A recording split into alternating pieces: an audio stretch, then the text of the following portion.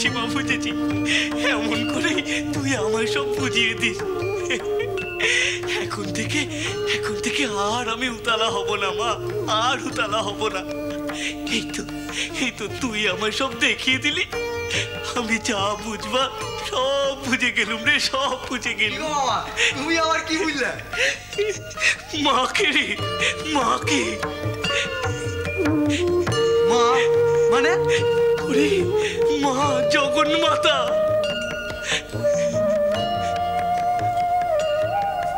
তোর গাধা মা মানে জানিস রে, জানিস আজ না মা আমাকে চোখে আঙুল দিয়ে সব দেখিয়ে দিলে। সব মা, ওই মূর্তি থেকে পাথরের মেঝে অবধি, খাড়া পাখা চৌকাঠ, সব চিন্ময়, সব রসে ভেজা, সচ্চিদানন্দের রসে। যেদিকে তাকাই শুধু মা আর মা। মা গো মা, জানিস রে, আজ আমার ভারী তৃপ্তি হলো রে, ভারী তৃপ্তি হলো। বুঝলাম গো মা, বুঝলাম। মা তোমার সঙ্গে না আমার একটা কথা আছে। আরে তাই তো, তুমি এখানে? ও ঠাকুর। কি গো মেয়ে? আমি তোমাকে সারা মন্দির খুঁজে খুঁজে হল্লা। আর এই যে তুমিও তো আজব লোক গো হৃদয় ঠাকুর। কেন, কি হয়েছে? রানীমা তোমাকে বলে পাঠালেন একে খুঁজে বার করে খবর পাঠাতে, আর তুমি কিনা এখানে এসে বসে রয়েছো। তা আমি কি করব? এখানে এসে দেখি মামা ভাবে রয়েছে। এই তো মামার ভাব কাটলো। আগে কথাটা বলি। শোনো গো শোনো, দুজন বিষয়ী লোক এসেছেন, আমাদের সেজবাবুকে খুঁজছেন। তার বন্ধু টন্ধু হবে।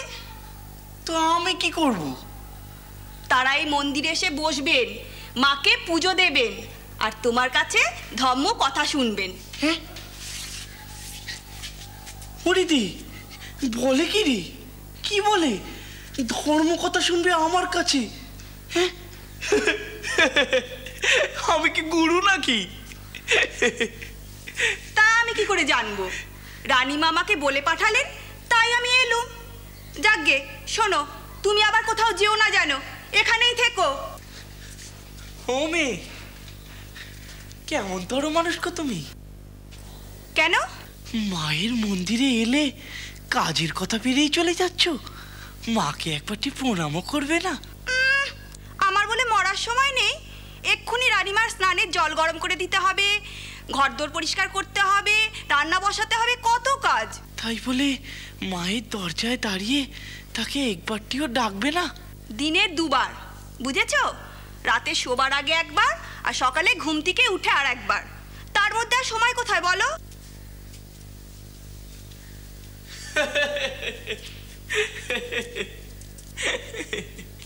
বোঝো রানীমা কেমন লোক রেখেছেন।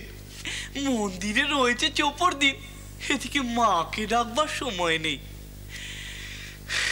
হরিবা দোস্তি কি করে, সারাদিনই তো রানীমার কাজ করছেন। ও মেয়ে, আমি না হয় তোর ওই মাকে ডেকে দেবো রে। যাকে যাকে যাকে ছাড়ো তো। ও যে কথাটা বলে গেল শুনলে? কি? দুজন ভদ্রলোক এসেছেন। হ্যাঁ, ভালো কথা মনে করিয়েছিস। আমি বাবা পালাই গিয়ে। সে কি? কেন? তুই তো বললি, ও তো বললো বিষয় লোক। শোনো না, তোমাকে নিয়ে ভারী ঝামেলা বাপ। সবে তোমার যশ ছড়াতে শুরু করেছে, কিছু বিষয়ী ধনী লোকজন মন্দিরে আসতে শুরু করেছে। তুমি কিছু বোঝো না? তুমি কি চিরকালটা এরকম নেলাখাপা হয়েই কাটিয়ে দেবে? শোনো শোনো, আমি সব সামলে নেব, আমি সব কিছু করব। তুমি শুধু উপলক্ষটুকু সেজে বসে থাকো। তারপর? তারপর আর কি, তোমাকে এইভাবে আস্তে আস্তে তৈরি হতে হবে। একজন ভক্ত আসবে, তারপর আর একজন ভক্ত আসবে, তারপর জমতে থাকবে। ও মামা, ও মামা, মামা, এই ভদ্রলোক দুজনকে আমি চিনি। এনারা প্রায় মন্দিরে আসে। এনারা নানা পারিবারিক ধরকে জাগতিক কারণে মনে এনাদের শান্তি নেই। এই শহরে না বেশিরভাগ বিষয় লোকেদেরই মনে শান্তি নেই। নানা জনের নানা অশান্তি। তুমি তো নিজেই বলো, মায়ের পায়ে মানুষের শোক তাপ নিবেদন করে মানুষের মতি ফেরাতে হবে, বলো কি না বলো? হ্যাঁ বলো তো। তাই জন্যই তো এরা তোমার কাছে আসছে, তোমার কথা শুনে, তোমার ধম্ম কথা শুনে তোমার কাছে বসে এরা একটু শান্তি পায়, তৃপ্তি পায়, বুঝলে? আর এর জন্যে তোমাকে আলাদা কিছু বাড়তি কিছু তো করতে হচ্ছে না। এর বদলে তুমি কি পাচ্ছ বলো দেখিনি? কি পাচ্ছ?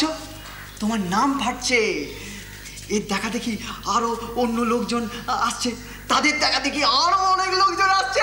হ্যাঁ, আর কথাটা শোনো মামা, তোমাকে ঘিরে একটা ভক্তের দল তৈরি করতে হবে। তাহলে কি হবে জানো? এই মন্দিরে তোমার বনেতটা শক্ত হবে। এই যে কিছু লোক তোমাকে পাগল, খ্যাপা, উন্মাদ বলে চালাবার চেষ্টা করছে, সেটাকে তো বন্ধ করতে হবে। তাছাড়া তোমার জন্যে আমি অন্য গতি কাজ করছি। রানীমা বোধহয় তোমার জন্যে অন্য কিছু ভাবছেন। তোমাকে তারা দেশের বাড়িতে পাঠিয়ে দিলেও দিতে পারে, তখন কি কল হবে বলো তো? আরে থাক থাক থাক, হয়েছে হয়েছে হয়েছে। ওরে ওঠ ওঠ। না না, হবে কেন? ভালো করে প্রণাম নাও। জঙ্গলে লুকিয়ে এসে গুরুগিরি করা তো কোনো বাধা নেই। শুধু আমি যখন বললুম যে দুজন ভক্ত এসছে, অমনি পালিয়ে এলে। হ্যাঁ কেন বলতো? কেন আবার? তাতে যে আমার সুরা হয় সেই জন্যে। তোর আবার কি শুরু হবে? তা শুনে তোমার কাজ নেই। তুমি আমাকে এটা বলো দেখিনি, এই যে নবীন দাদা তোমার পায়ে মাথা ঠুকছে, তাতে তোমার কোনো আপত্তি নেই। ওদিকে রানীমার কাজের মেয়ের মন্দিরে প্রণাম করতে আসার সময় নেই বলে তার হয়ে মাকে ডাকার বকলমা নিলে তুমি। অথচ আমি যাদের কথা বললুম তারা কে মহাবাদ অশুদ্ধ করেছে, কে মহাবাদ অশুদ্ধ করেছে। এত খেপছিস কেন? ওরে তাদের তো রানীমা পাঠিয়েছেন, তো রানীমা বুঝবেন।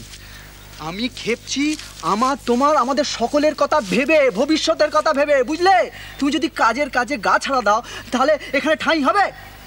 রানীমা সেজবাবু যখন শুনবেন যে তুমি মন্দিরে পয়সাওয়ালা ভক্তদের হেলাফেলা করছো, তারা ছেলে কথা কইবেন। শ্রীরাম কৃষ্ণ